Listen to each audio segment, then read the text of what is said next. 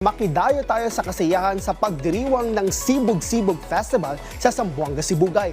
Ano-ano naman kaya ang na-experience ng ating PTV Davao team na nakisaya dyan? Panoorin po natin ito.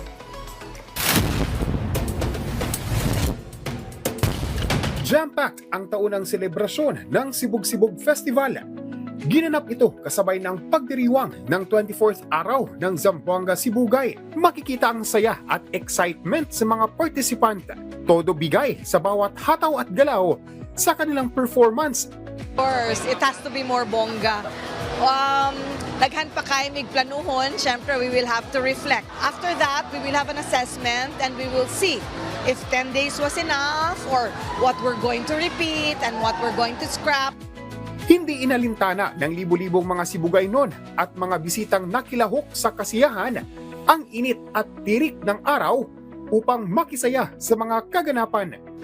In behalf sa mga silent thrillers, sir, thank you sa pagkuhan sa event dahil experience sa mga bata and also sa prize din.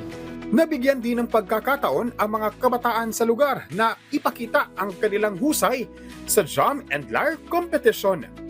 Yung festival ng araw sa Sibugay is maganda, okay na okay, and isa sa mga memories na hindi makakalimutan at babalik-balikan ko dito sa Zamboanga, Sibugay.